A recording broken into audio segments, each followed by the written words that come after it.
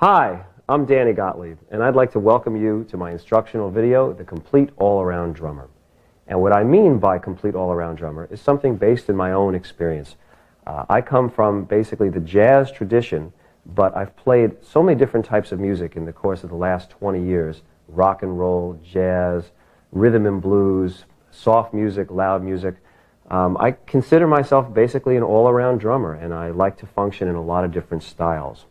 And in today's music, I mean, of course there are some great drummers who specialize in one type of playing, but where my evolution has taken me is in a lot of different styles. And so that's what I'd like to talk about in this video, and give you some information about the different types of music that I've played, and hopefully give you some interesting information that will allow you to take it to different places for yourself and cover a lot of different types of music. We're going to start off with something that I call the Danny Gottlieb Drum Clinic Workshop Study Guide, and it's in your little booklet that came with the video. And what this is basically something I came up with a couple years ago that Jim Catalano from the Ludwig Drum Company put together as a clinic study guide, and it pretty much covers the whole spectrum of everything you need to work on, in my opinion, to be a complete all-around drummer. And I figured that was a good place to start. And I'm going to go through this and just give you a general overview of all the topics that we've covered on this. And in the course of this video, I'll be touching on many of these things. But obviously, if I talk about the concept of reading music, it's impossible to put that in a 5 or 10 minute segment on a video. You could do a whole video on how to read music. So in the course of the video, we're going to talk about different topics, and I'm hoping that I can give you some information that will point you in a good, positive direction and give you some good inspiration and things to work on. Okay, let's start. What I've done is I've divided this workshop study guide into basically 2 sections. One is the musical part, and the other part is the technique area. And if you see on your study guide, I have on one side play with records and the other side stick position. Well, what I've done is that was the way I basically started to play the drums. I banged around on the drums along with records just for fun, which is still what I do a lot of times, is play along with records just to get inspiration from some of the great drummers. And at the same time, I had a teacher, a local teacher in New Jersey, who showed me some basic rudiments and ideas about stick position. And then, lucky for me, in my second year of playing the drums, I stumbled into a music store in New Jersey called Dorn and Kirshner, and there was Joe Morello teaching the drums. And I didn't know Joe from Dave Brubeck or anything. I just knew that he was the drummer on the back of the Ludwig catalog, so I figured he had to be good. And I started studying with him, and it's some studies that still continue now, some 20 years later. And I'm very fortunate to have had a good teacher. So looking at your list, on the right side of the column, I've got decide your favorite music and drummers, play with musicians, and copy the greats. And that's kind of where we all start, is to play with local people, find some musicians that you like to play with, and get some good experience. And the reason I put that in is because you really need to get some practical playing experience. You can sit in the room and practice paradiddles all day, but if you can't play a beat and start to figure out how to get a feel with some other musicians, you're never going to be a great drummer, because you're going to sound like you're practicing all the time. At the same time, in my opinion, I mean, there are some great drummers who can just play the drums, not really know what they're doing, and just get a great feel. And I don't say that in a negative way, not really know what they're doing, just that they haven't bothered to learn anything about reading or the technical aspect of the drum set. And there's nothing wrong with that if it works for you. But to me, in today's world, there's so much great literature and so many things to take advantage of. The more you know about the instrument, the better off you are. So on the right side, again, I've got the musical part, play with musicians, copy, notate, which of course we all know is to try to transcribe once you have a command of how musical notation works, some of the drum solos and beats that the greats have played, or you can look in the Modern Drummer and see different exercises. And then underneath, I've got basically just a few of the great drummers in different styles, the great jazz drummers, Baby Dodds, Gene Krupa, Max Roach, Elvin Jones, Tony Williams, great rock drummers, great fusion, great funk, and a great country drummer who unfortunately is no longer with us, Larry London, who was playing I Just Loved. And anytime you hear him on a record, he sounds unbelievable and definitely worth checking out. Then on the left side, under stick position, I have teachers and begin reading, determine level. And I mentioned some drum books, some of which I will show and mention in the course of this video. And these are just ideas, hopefully to give you some place to go. A lot of people come up and say, where do I go from here? What do I work on? How do I get my left hand going? Well, these are all books which will help you do that from the technical standpoint of the drums. I say determined level because you have to figure out whether you're a beginner or intermediate or you need some more advanced material. And having a great teacher is incredibly inspirational. But you can also work on this stuff on your own. It's just a matter of thinking about what your deficiencies are, where you want to take it, and what to do about it. So I have put Analyze Position, Rudiments, Stick Control. That's the book Stick Control, Accents and Rebounds, another book by Mr. George Lawrence Stone, and Master Studies by Joe Morello. Then underneath that, I've got other information about different types of reading: studio, big band, rhythm charts, playing with a metronome, working on music that you'd use potentially to play in jingles or in movie. That's a different type of reading and different type of interpretation. You analyze your problems, you sit with a tape recorder, you tape yourself playing a beat, you find out what's wrong, what doesn't sound as good as you would like it to sound. It's not that complicated. Figure out different types of reading around the drum set, put it all together, and then at the bottom I've got ethnic music, Brazilian, Indian, African music. I'm going to talk a little bit about that in the course of the video. You put it all together and you go out and you play and have a great time doing it. And that's what it's all about to me. The complete all-around drummer. Hope you enjoy it. Now let's move on to some very basic rock and jazz beats. Okay, so let's get started at the drum set. In keeping with the workshop study guide that we were just talking about, the first thing that you do when you pick up a set of sticks usually is play the very basic beginning rock and roll beat that we all have played. And it goes something like this.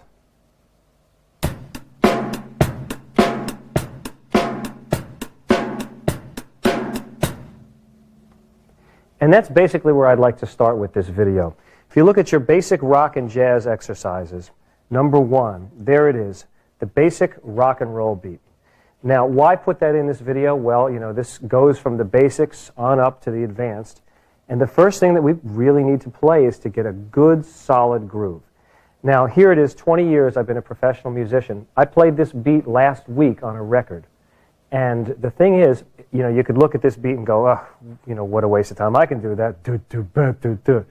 Well, what is it that separates someone sitting at home that just plays for fun and someone that does this 20 times a week in a recording studio that's a working professional? Well, the thing is, you have to be able, it's the feel and the sense of dynamics within the drum set and knowing what's appropriate for a given situation. That only comes with time and experience, but it's definitely something that you can work on. So let's start with that number one basic rock beat. You've got to be able to play that at a soft volume like this,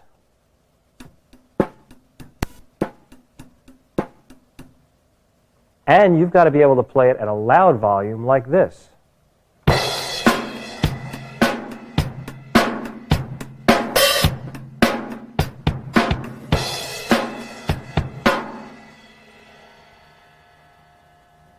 You've also got to be able to play it at a fast tempo like this.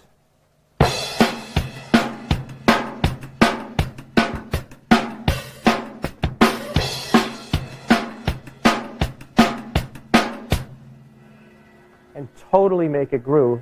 And you also have to be able to play it at a slow tempo like this.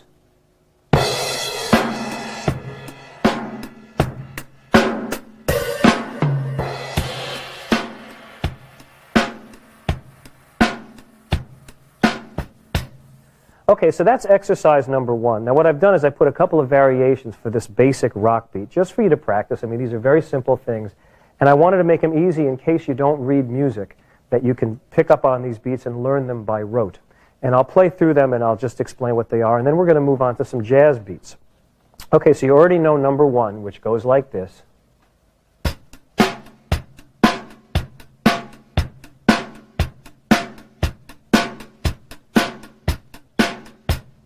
Okay. Now you can also play that on the cymbal. You know, I'm including every type of you can do any type of variation you want. This is just a basic exercise. On the cymbal, of course, would sound something like this.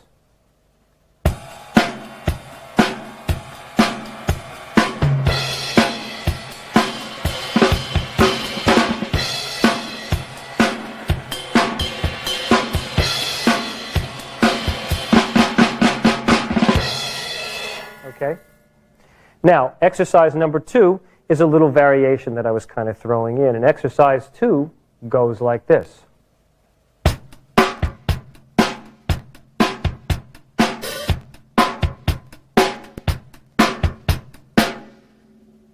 again, very simple, basic rock and roll beat. But you've got to be able to make it groove. That's the number one problem I've found with drummers that I hear around the country and around the world. They don't feel good when they play. They can play Weckel, Vinny exercises like you wouldn't believe, but it doesn't feel good. It's more a bunch of mumbo-jumbo drum stuff. Why do those guys work so much and play? Because they can play simple and they can play complicated, but it all feels good. So, number two, you got to be able to play it slowly, too.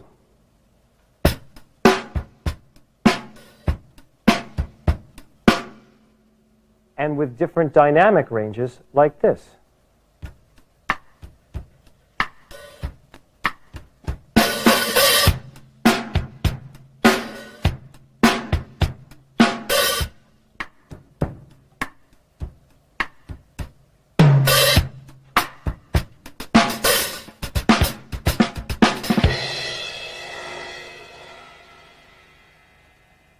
And of course, once you're grooving, you can change it up and do whatever you want. Matheny used to say to me when we first started playing, it doesn't, I'd say, do you like this beat? Should I play this beat? And he would say, man, it doesn't matter what beat you play, it's how it feels. And in a way, he's really right. I used to think, well, what about this beat? Isn't this beat good? But it's really the type of feel that you get within the drum beat that you're playing. Because, you can play the weirdest thing. Like Jack DeJohnette to me, sometimes out of the blue, he'll be in the middle of a ballad, and he'll hit a floor tom-tom and go, woof! And it's probably the most least expected thing that you would hear. But the feel is so good, doesn't even matter. Totally out of context, against every rule in the book, but the placement and the feel is great. And that's why the late, great Jeff Porcaro was so amazing, is his feel. He had new guitar players that would play with him and say that just no backbeat feels like that. And it's a way, you have to find your own way. And what feels good basically comes from experience of doing different types of playing. Okay, so that's number two. Number three is, basically the same beat. Instead of playing a bass drum on 3, you're playing this beat. It goes like this.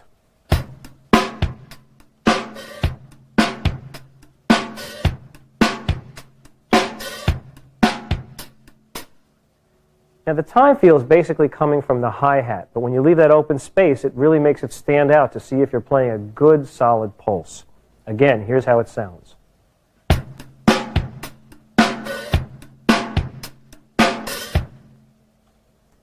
Okay, now number 4, I basically put the bass drums in all the holes in eighth notes around the snare drum. And that goes something like this, or goes exactly like this.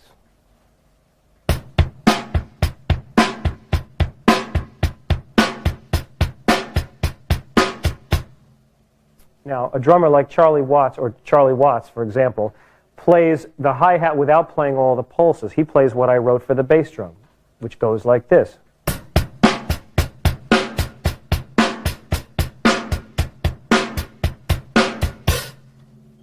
But the reason I put this particular beat in is I just like the bass drum on all the beats, sometimes leaving it out for the snare drum. It can be very effective in different types of music, but you got to be rock solid. That's what separates the people that are the working great professionals. Now this applies to the more complicated beats and the simple beats, but you've got to play a groove first and it's got to feel good. Okay, again, number 4 with the cymbal is this.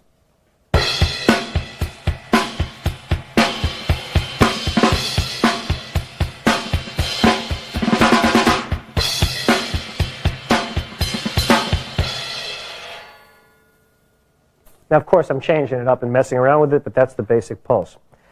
So that's just basic rock and roll, solid groove, and that's the place to start. And again, back to the workshop sheet that we were talking about before, this is where you start. Basic rock and roll, play along. If you're a rock and roll drummer and that's what you like to do, play along with any of the groups, from Led Zeppelin, The Who, any major rock and roll band up through today's current music. And just play good grooves along with those drummers. But you've got to be able to play a good groove, and if you listen to the most well-known drummers, you're going to find that they're all very, very solid. Okay, now let's go on to some basic jazz beats. Again, I think it's all part of the well-rounded, all-around, complete drummer, just to be able to know all types of styles, because we're in a time period when you can fuse all this music together. Now, I run into drummers all the time that say, I can play jazz, no problem, and then they go...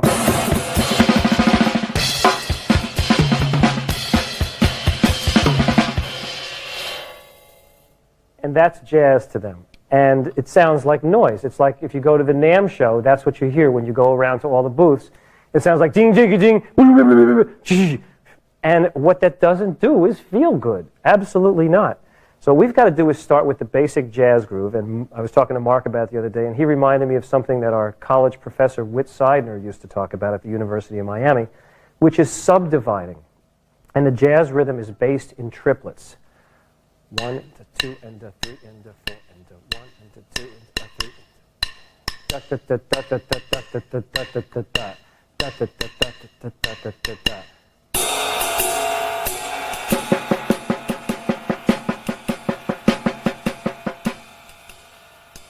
You've all heard that skipping rhythm, the jazz cymbal beat. Well, that's where it comes from the triplets.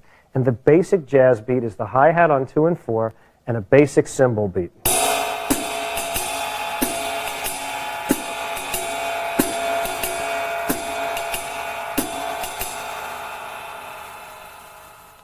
Now, there are a lot of ways to play a cymbal beat, and especially the great jazz drummers all have their own personal touch and their own way of playing.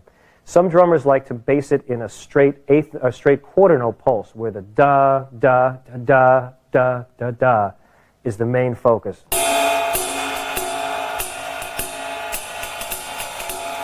I tend to play more on the backbeat of the cymbal beat. 1, 2, 3, 4.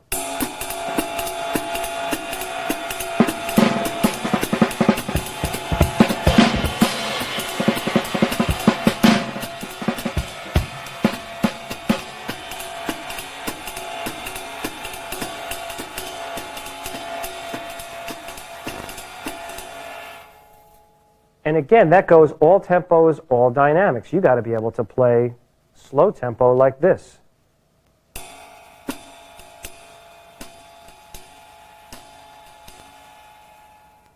You've also got to be able to play a fast tempo like this.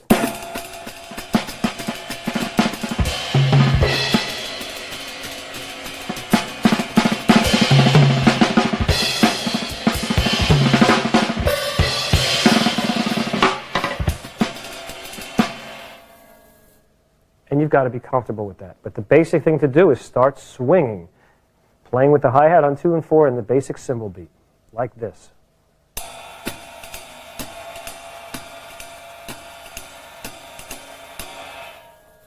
Now, if you want to get a little fancy, you can start messing with the cymbal beat, but it's got to be really solid. I've heard drummers that sound so timid on the cymbal.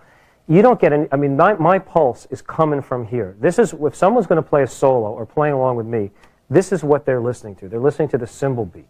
And I've heard drummers that go, yeah, I play jazz, ding, ding, ding, ding, ding, sping, blap, dap, dabat, ding, ding. And you don't get anything from that. I mean, it would be, imagine yourself trying to play along, a bass player trying to play boom, boom, boom, boom, and you hear ding, ding, ding. It's got to be solid.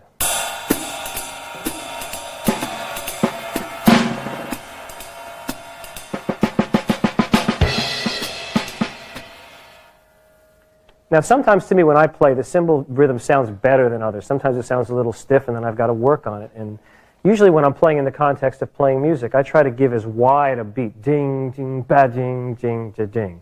Now, how do you know what sounds like a good jazz cymbal rhythm? Study the masters.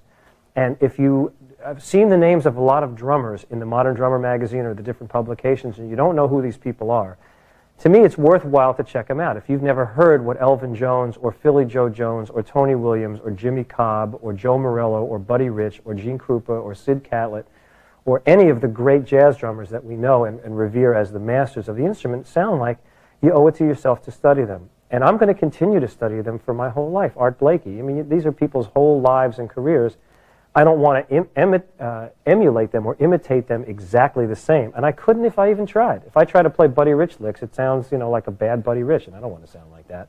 And it even just, it's definitely my own style. And to me, the complete all-around drummer uses all of these styles and fuses them into his or her own. So basically, the way to determine a good cymbal rhythm is to study those masters. So that's number 5. Now, number 6, I got the bass drum on 1 and 3. Now, here is an interesting topic because it's something that people will debate for a long time. There are many drummers, especially through the history of the instrument, jazz drummers, who play the bass drum on all 4 beats.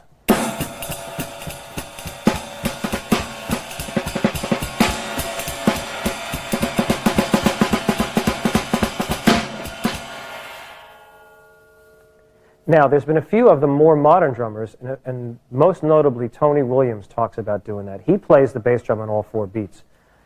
But he also has such great dexterity that he can throw them in and do all kinds of tricky little stuff around playing 4 beats in swing. Joe Morello plays 4 on the bass drum. Mel Lewis played 4 on the bass drum. Buddy Rich, of course, played 4 on the bass drum. When I play music, I usually don't have an open-sounding bass drum. I usually have, like this one, a little bit padded. And I've never really been comfortable playing 4 on the bass drum playing swing music. This, to me, weights me down. I rush a little bit on the bass drum, and to me it gets in the way of the bass player. So I don't really do that. But some drummers, especially in the big bands, say that, you know, if you're missing it, it sounds very empty.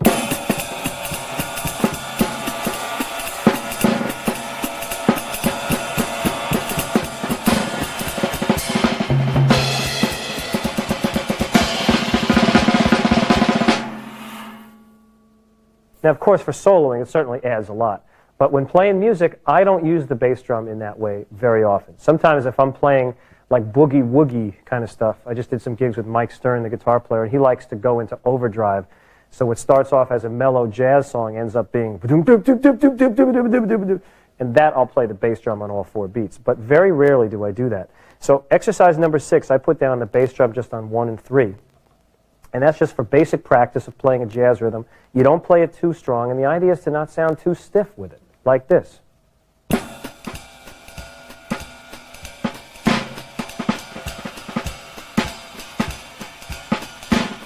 Now, to be honest with you, I even hesitated a little bit. I don't really play that, 1 and 3. But it's good just for practice so that you can have some kind of control.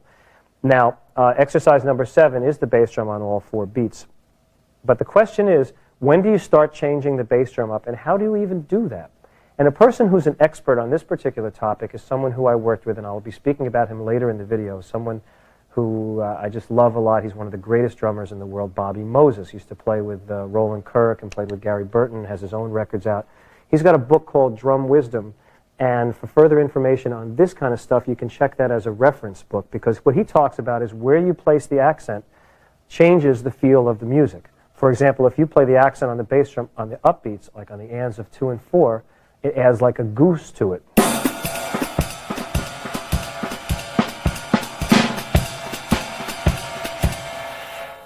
If you play the bass drum on the downbeat, it weights it down. Gives you like a stopping point, doesn't go anywhere. And I'll talk about that again a little bit later when I talk about the styles on the other video that I've been studying. But basically, for starters, because these are beginning basic rock and jazz exercises, if you want to mess around with the cymbal rhythm, instead of going ding, ding, ka ding, go ding, ding, ding, ka ding, ding, ding, ding, ding. What it does is it adds a certain type of coloration and dynamic, which changes the face of the music. If you play jazz and all you do is this,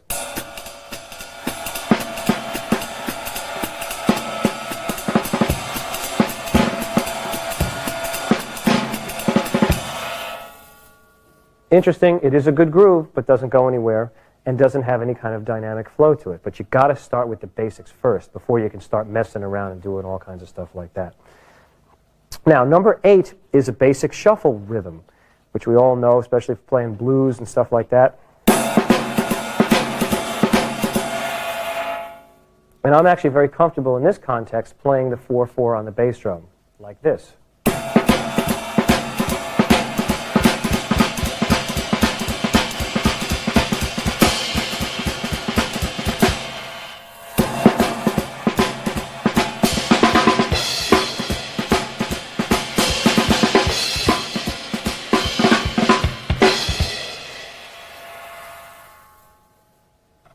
So on and so forth. But that's a basic blues shuffle, jazz shuffle, and I put it in because it's something that you need to know.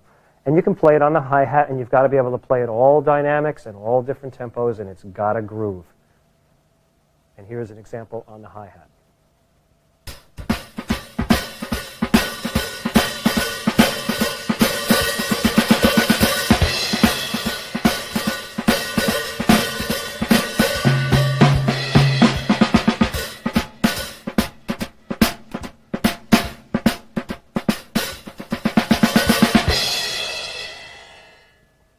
And where you play it, how loud you play it, All depends on your musical experience, but it's got to groove. That's the whole thing, is it's got to feel good.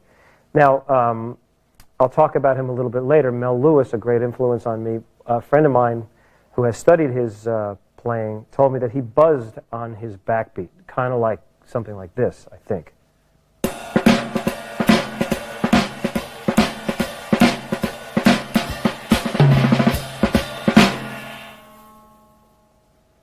And I've tried that a little bit, and it actually kind of feels pretty good. But that's the basic shuffle rhythm, number 8. And number 9 is a basic triplet, bluesy kind of feel. And what I have written is this.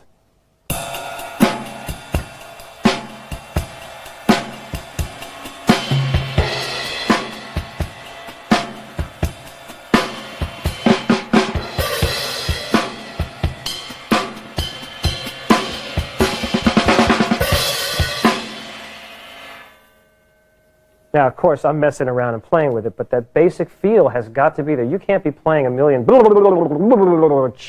if you can't play it in time. Best way to test it is to play with records of drummers that do this and play with a metronome. Stick that metronome on, dick, dick, dick, dick, dick, and play with it. Now, you can mess around playing a little ahead of the metronome, a little bit behind the metronome.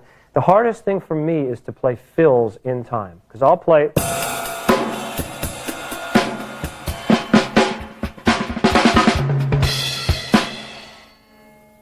And I tend to push a little bit, and sometimes when I'm playing with a click track in the studio, I got to pull back because I'm ready to go rush a little bit. And the whole thing works down to subdividing, like we talked about before. And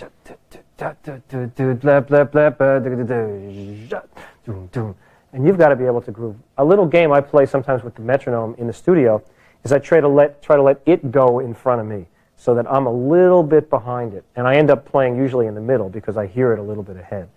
But it's something that you've really got to be able to have under your fingertips. And when you're starting with these basic rhythms, start and make the stuff feel good. You listen to all the drummers, especially the rock and roll drummers that make their living playing solid, good grooves. They just play this stuff great. You know, they can make this stuff feel good. They make other people want to play with them. Okay, now moving on, I got a couple of other exercises, 10, 11, 12, 13, 14, 15, and 16. And what those are, I just wanted to put a couple basic things down which refer to the ideas. Once you've got a good feel on the drum set, again, you know, we're going systematically through the chart. Once you have a good feel, you want to be able to be familiar with how to move from drum to drum. And again, this is something that I'm working on all the time. And exercise number 10 is basically just 16th notes around the tom-toms. Let's see, what do I have? Number 10 goes like this. Something very, very simple. But basically, the whole point of putting that in is I wanted you to come up with your own exercises which allow you to move freely from drum to drum. Of course, you have a bigger drum kit, you have to do different things for it, but these are some basic things. And the variations are something like this.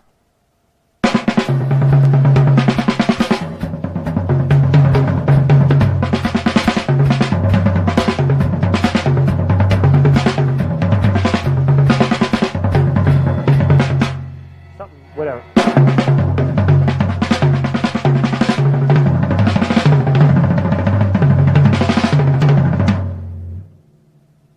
Whatever, just ways of getting around the drums, and I was playing those with single strokes. And when we talk about the technique, we'll talk about the different stickings. But just get familiar with moving from the drums and try to make them sound even and not too weird. You know, because if they start sounding like, I mean, it's great for avant-garde music, amazing. But, you know, when you're trying to play a rock beat and go ba, and you go you know, it's not happening. So, you know, you've got to be your own judge. And the way to do it is to start very, very slowly, like this.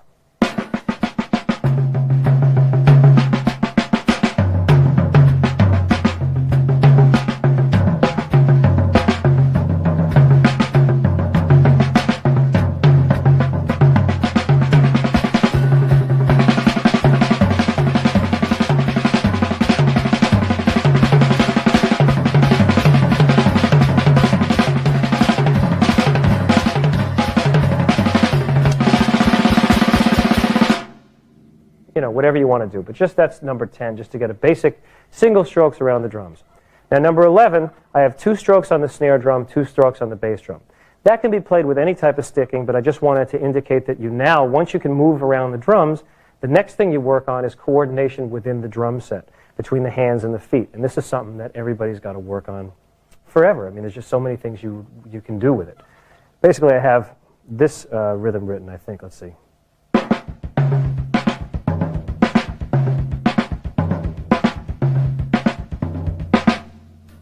Now that's right, left, bass drum, like this.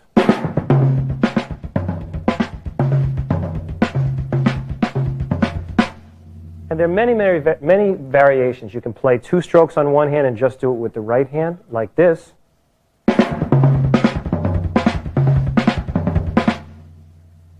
Conversely, you can do it with the left hand.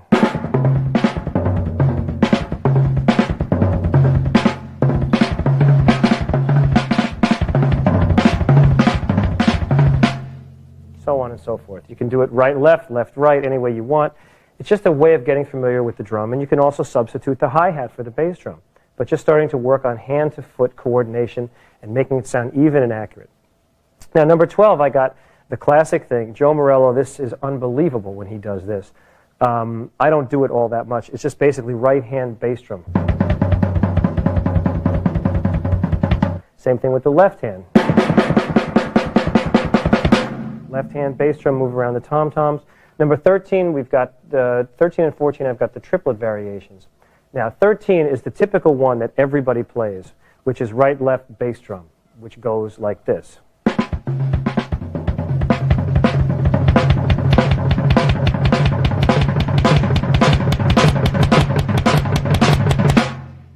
It's great at festivals. Yay! Now, I'm moving, of course, between the tom-tom and the snare drum. But you can also do variations where the bass drum goes first. Where the bass drum goes in the middle.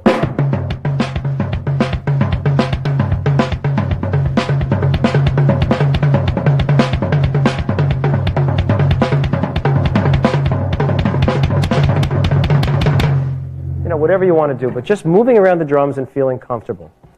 At number 15, we're into the double stroke roll, and I put this in basically because I just wanted to say that you can work on moving around the drums. Actually, Joe has a book called Rudimental Jazz, which is all the rudiments played on the drum set. It's kind of hard to find, and I know he's rewriting it now. But a lot of these exercises are inspired by that book. And number 15 is just rights and lefts into double stroke, right, right, left, left. Played around the tom-toms, like this.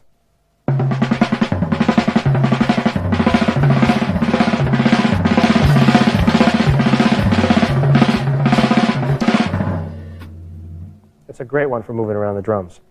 16 is the same thing in triplets doubled so that it's groups of 6 of 16th note triplets. Let's see, what do I got?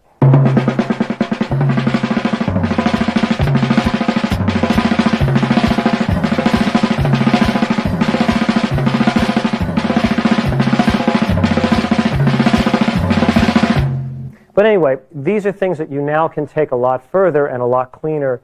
But it's just the idea that the basic thing is you've got to be able to move around the drums and play good grooves and good rhythms.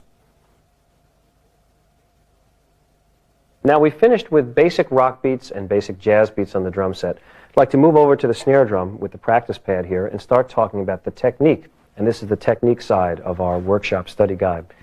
And again, I've been lucky enough to have had a great teacher for the last 20 years, Joe Morello, who's someone I still study with and an incredible source of information. And I'm going to show some of his method books and ideas in a second as we go on with this technique. But basically, I hold the stick in a very natural way, based in study from Joe. If there's one thing that I advocate, I mean, you can play the drum any way you want. There's so many people that hold the stick a different way, and one says this way is right, and the other one says this way is right. If it works for you and you're getting a sound and you feel comfortable, great. A lot of people just grab the stick and they go, I don't know what I'm doing, but it feels good, and they're banging along. And if that works for you and you can get a sound, great. But for me, the one thing that I have found absolutely without question has not worked for technique is to be tight or tense in any way, shape, or form. I'd rather drop the stick and be loose than be tight and have physical problems like tendinitis and any other physical ailment. Some drummers take the stick, grab it like clubs, and they whack the stick into the drum.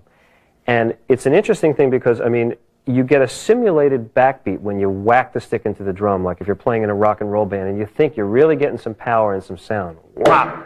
But what you're doing is there's no place for that physical nature of hitting the drum, no place for that rebound to go. You're tight, you're squeezing the stick, and you're going to get problems. There's just no way around it. I mean, if you like it and it's working for you, great. But for me, I couldn't play that way ever. And so what I do is I let the stick rebound. And when I need to play a loud, strong backbeat, I just let the stick bounce like this. No tension, and that's a loud sound on a snare drum. Very easy, very loose. Now, if you like the sound that the stick gets when you jam it into the head, which is that bop kind of sound, which it definitely does because you're deadening the drum, I put tape on the drum like I have on the snare drum, and it makes the drum sound dead. That way I get a good, powerful sound, and I used it that way with the Blues Brothers and any other R&B gig that I do. I never jam the stick into the head, and I'm never tight. And another thing that I do that doesn't work, this is again is based in the study with Joe Morello, is I don't raise the stick before I make a stroke. I only throw the stick down and I accept the rebound. I let the stick come back. Many drummers go up, down. They make 2 strokes, up, down. Now, if that works for you, great. But this way you can get an absolutely even sound because you're starting in the same spot. And you're accepting the rebound. Now, the first thing I'd like to start with in this technical part is basic rudiments. I mean, there's 26 rudiments. There are many rudiment books, and you can find them all over the place. And again, if you don't read, these are things that you're going to have to work on. But all the rudiments can be applied to the drum set. And people say, I look at these exercises and I can't make heads or tails of them. Well, the first thing I've written in our basic technique exercise booklet here is a single stroke roll, right, left, right, left. And I have a friend of mine who's a very good drummer. His name is Ian Pay, and he plays in the Blue Man Group in New York. And he said that when he would look at exercises like this, he would just want to throw the book away and not even pay any attention to it. And he said, show me how I can use it on the drum set and how I can use it in my practical application. Well, this simple thing, probably the most simple thing you can play, right, left, I use and I work on all the time. It's a single stroke roll. And it's one of the tools that we have on the drum set. It's a sound. We've all heard all the beats. Anything you can play. Buddy Rich, obviously he, had his thing, but, fast single stroke rolls around the drums. And the place to start is just by working on it very evenly.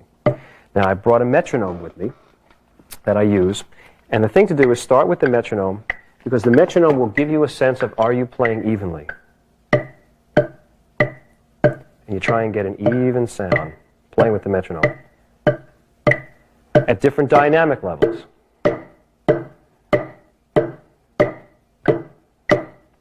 Now, it doesn't make any difference if you're playing match grip or traditional grip. I play both mainly because this is the jazz tradition, and I grew up studying it and playing with it, and I practice probably most of the time with the left hand like this. But I also can play the match grip. And the reason I play that is because where I hold the stick, I'm holding it in the middle of the stick so I get a good rebound, so the stick will move. And if I hold the stick too far back, like a lot of drummers do, many drummers hold this so they can get a great rim shot, which is great. This way, you can't get any kind of a rim shot. At least I can't. I'm not very good with that. Every time I try to do a rim shot, I miss the drum. So for rim shots, I have more of the stick to play with, so I'm able to get a better rim shot. Also for Latin music, going over like this. But whatever way you play, to me, again, no squeezing, very natural. Allow the sticks to move. Okay, the second thing I have, number 18, is a double stroke roll. Right, right, left, left. Another basic rudiment.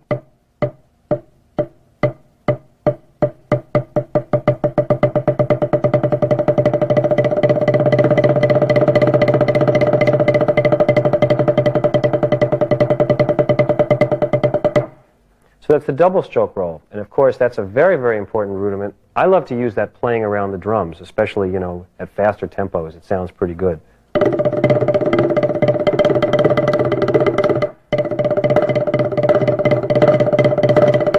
Double stroke roll, and a very important rudiment. Now, where do you start? You look at this and you go, what am I doing with the double stroke roll? Well, you start very slowly, and every stroke gets an equal beat and an equal sound.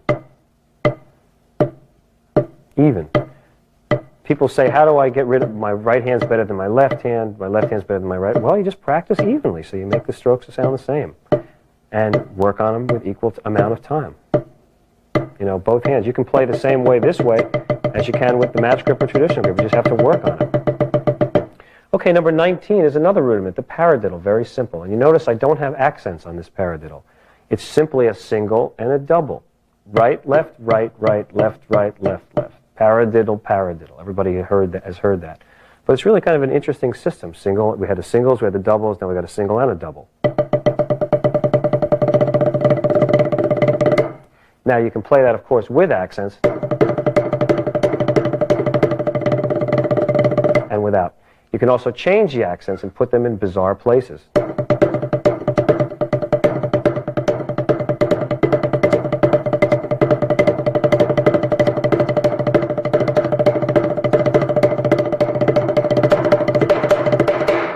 All that kind of stuff. You can mess around with paradiddles. But 26 rudiments, I don't want to go through all the rudiments here. I'm still working on them, especially, you know, with Joe. Technique is a lot to work on. But these are things you can absolutely use on the drum set. How can you use that on the drum set?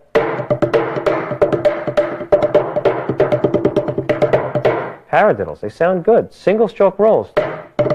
Wipeout was a single stroke roll. How do I use a single stroke roll? Wipeout.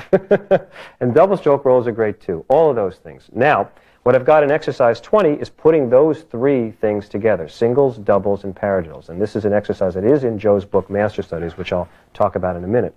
But first thing to do is get the singles and doubles together.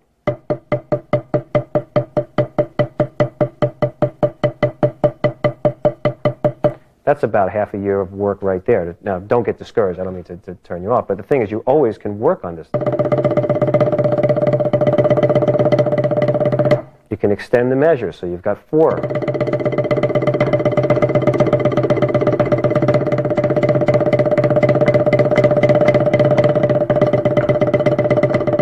You know, work on endurance. Play them slow, play them fast. But you don't start that fast. You start very, very slow with the metronome.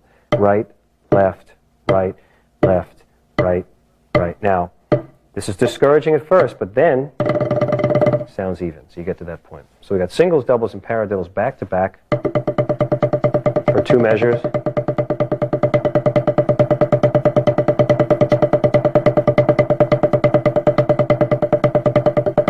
So you can work on the different pressures and the different feelings between the double stroke and the single stroke. Now, for number 21, I've got the same thing, but as triplets, which is a little bit more advanced. This is a little bit more advanced technique, where you play single strokes, double,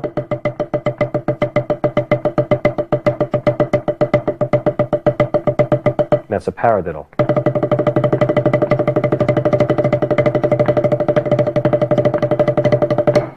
Now, exercise number 22, 23, 24, and 25 in your booklet is an exercise that I just love to play. It's out of, again, Joe's book, Master Studies, and he is graciously allowed to let me demonstrate it.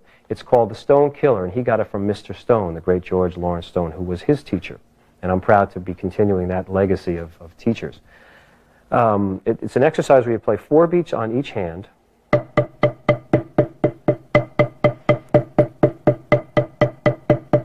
$50 counts. And then you do 8 beats on each hand, 50 counts.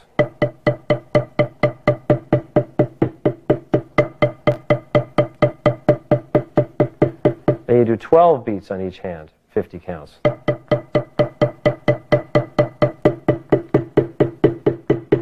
Two,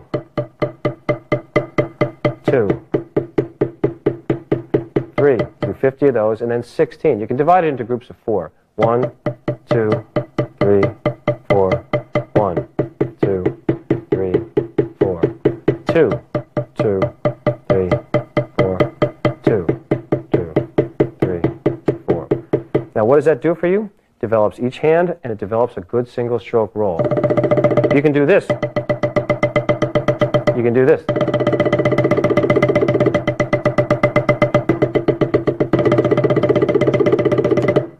Now, what I do is I practice them. That's part of my warm-up, and I will show you a little bit more about that in just a minute. But that's a great exercise, and it is contained in Joe's book. So that's basic technique ideas, how to play the snare drum, learning the single stroke, double stroke, the open roll, and of course the closed rolls, all the flams, all the rudiments. Now, where do you go from here if you want more information about technique? Obviously a good teacher who can really play the snare drum. But there are 3 books that I highly recommend. It's really for technique all you need for your whole life. It's the only 3 books I really use for this. I've been using them for the last 10 years, 20 years for the Stone books, and then Joe's book when he wrote it. 3 books. It's a trilogy. First one is Mr. Stone's book, Stick Control, George Lawrence Stone, Joe's teacher. And it is just full of snare drum exercises. The first 3 pages are 72 combinations of rights and lefts. And again, my friend Ian took a look at this thing and said, it makes me want to throw it away. What do I do with it? If you look at all these combinations, yes, there's not much to read, and it's just combinations of rights and lefts. But these 3 pages of the book will take you through any technical problem you really have, at least for starters. You are going from right hand to left hand, every possible combination.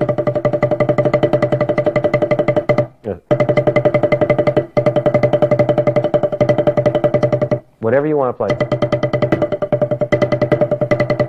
Getting the sticks even. And you can use that with a lot of different exercises. Just for hand technique, you can play them slow, you can play them fast, different dynamic levels. You can put them together, you can play them across the page, you can put them on your feet, you can play them as triplets. Many, many variations on that book. But just take a good look at it, because you just apply it to what you want to do. You want to work on double bass drums? Take those first 3 pages and play them on double bass drums. You want to work on coordination? Play the first 3 pages, double bass drum, and play snare drum on a different line. Read line number 1 on the bass drum, line number 3 of the snare drum. Whatever. There's millions of ways to use that. Now, the second book in the series, Accents and Rebounds. Same author, George Lawrence Stone. This is a book that actually Joe had a lot to do with, and in fact, in the front page, there's inside cover is a picture of Joe Morello. And these were exercises that Joe worked on with Mr. Stone. A lot of different variations. Great to work on, great workbook. And the mistake I make is I try to do the whole thing in one night. I mean, you got to just do 5 lines a week. That's all you have to do. The first, 5 lines on the page. In fact, it's divided into that if you look at the book. There's a little space between actually it's 6 on this one, 6 and 12. Some of them have 5. Here's 5 and 6. They're actually 6 a page. I thought there were 5. There's 6 per page. But they're made so you'll do that in a week. And the third book in the series is Joe Morello's Master Studies.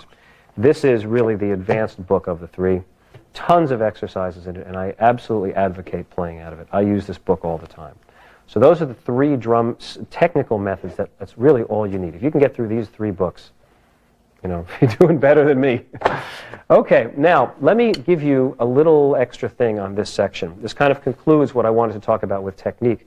But I'd like to give you something to practice with, because a lot of people look at videos and they say there's nothing for me to play along with. Well, I'm going to show you my practice routine. I try to do this for about 45 minutes before everything I do, whether it's just practicing or, playing. Did I do it today? No. But, so now I'll show you a little bit. I basically start with a very loud stroke to warm up with. And I allow the stick to rebound back. And I usually play it with traditional grip. Now, if you're starting out, I would start very, very slowly. I'm going to put the metronome on. I'd even start maybe half that.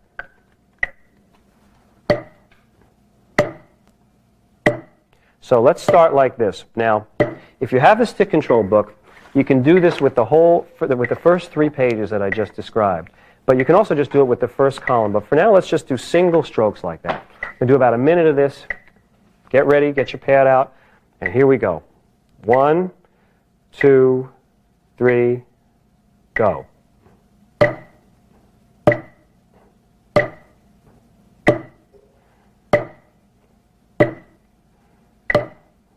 A little boring, but great warm-up.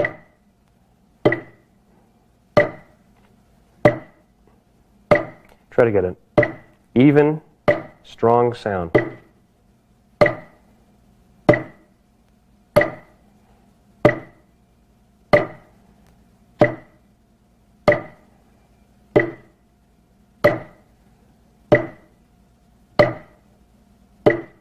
You can change up the exercises. For example, now I'll lead with the left hand.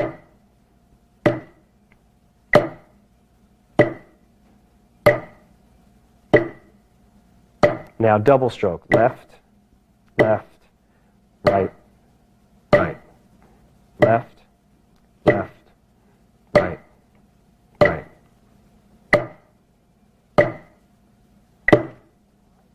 Okay, you get the idea. Now, where I usually do that type of a stroke, when I warm up, I start it at about 120 on the metronome.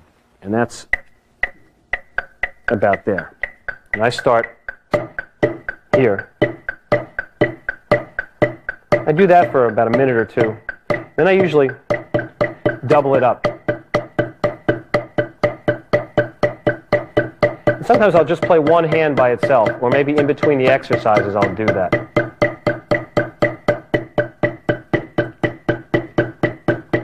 And over about 20 minutes, I'll play the first 3 pages of stick control like this.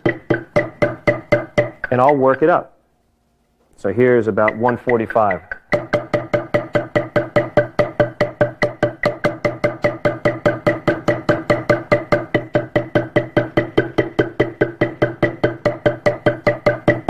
Whatever the exercise is. And then I'll keep working it up. You know, when I feel like I'm loose enough, I won't go too fast. It's 167.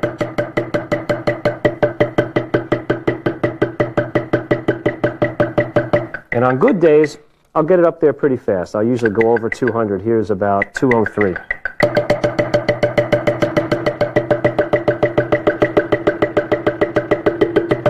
And Joe once mentioned in the Modern Drummer magazine that Danny does it around 220. And someone said, do you really do that at 220? 221. Actually, not that it's that big a deal, 242. I shouted to Joe, I said, you're out of your mind. Anyway, that's a good warm-up for me. That's the first thing I do. That takes about 20 minutes. And then I do the exercise that I just showed you, that stone killer.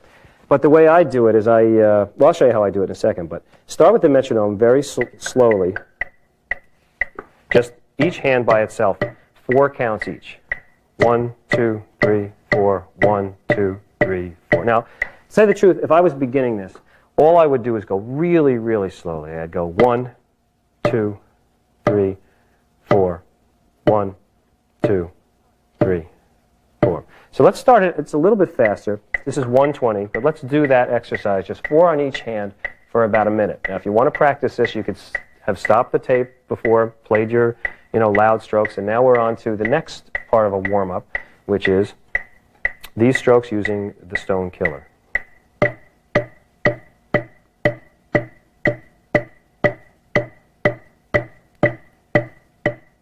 Three, 4, 5, 6, 7, 8, 9, 10. Okay, you get the idea. Now, where I start this thing is I take that tempo, but I double it, or triple it, actually. That's 120, and I usually kind of cheat a little bit, and I start with 16 on each hand. I don't even mess with the 4s. Joe, if you're watching this, sorry. This is how I do it. 1, 1, 2, 2, 3, 3. I do that 50 times. And you could say, what is that doing for you? Well, if you can do this, again, you can do a single stroke roll.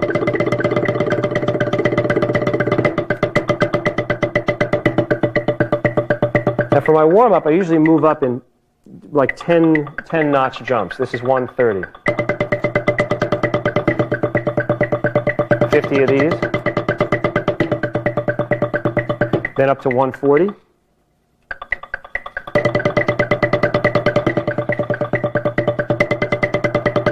Sometimes 2 measures if I'm feeling good.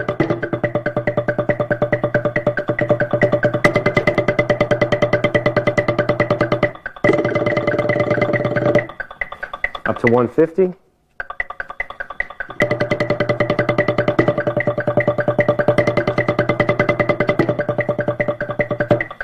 $160, pushing it a little bit.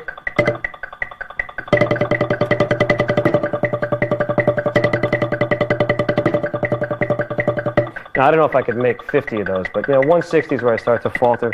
And knowing, my progress, usually 170 is like half a measure.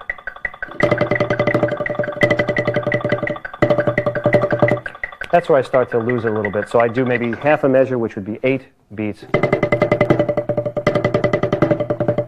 And, I know that's my peak. If I feel any tension, I stop doing this completely. But that's what I work on. That's my second part of the warm-up. Third part of the warm-up is just triplets with each hand with an accent.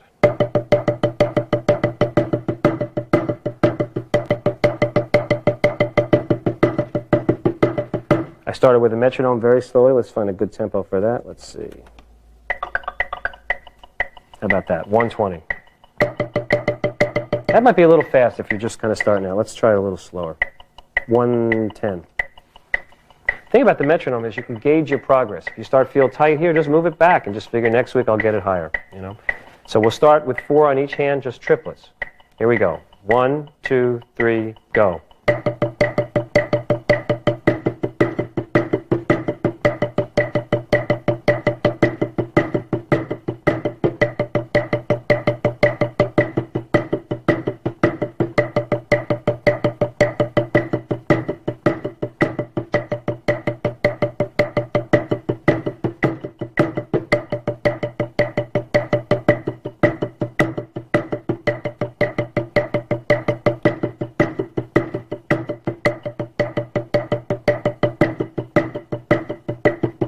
Anyway, you get the idea, and that's how that goes. And I usually work that up. What do I get it up to? Like anywhere in the 200 range is usually pretty good for me. Let's see.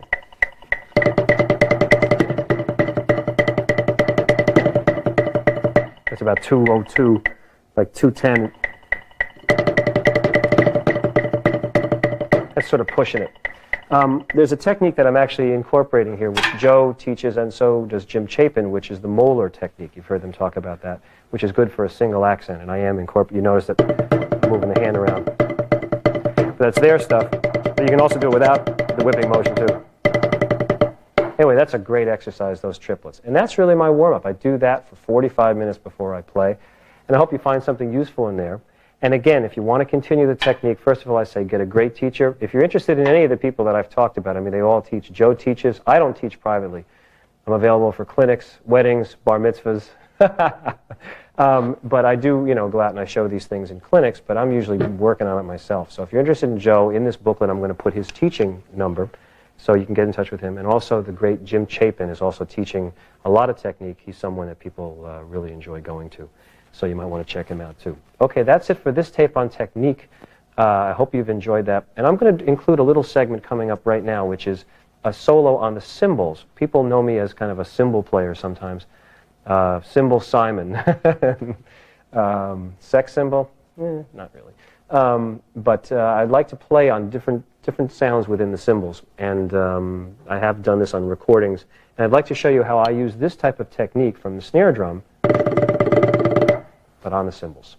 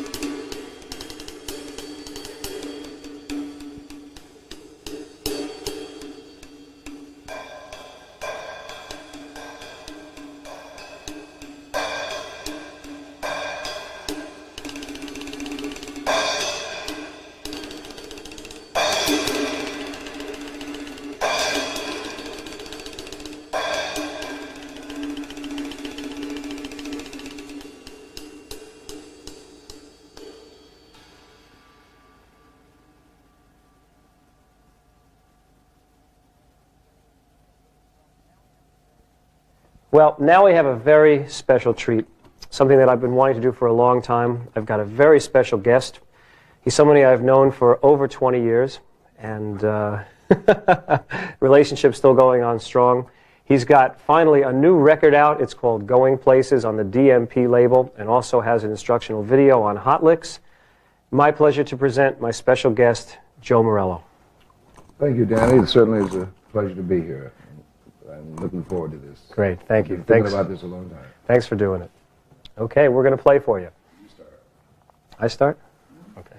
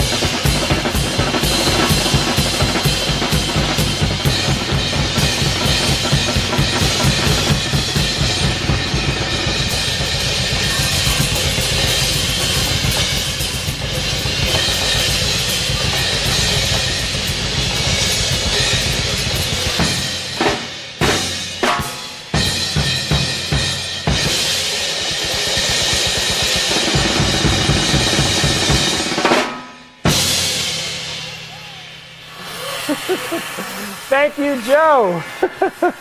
Thank you, Danny. Wow. Whew. Thank you, Joe. Thank you so much. I hope you guys enjoyed that out there. I sure did. Joe, thanks for appearing on my video. I really appreciate it. That concludes the Complete All-Around Drummer Volume 1. I hope you found some interesting things to work on. The second one is going to be a little bit more about my personality and the people that I've studied with, and a little bit about my musical development. And I look forward to seeing you on the next one, and thank you again for watching.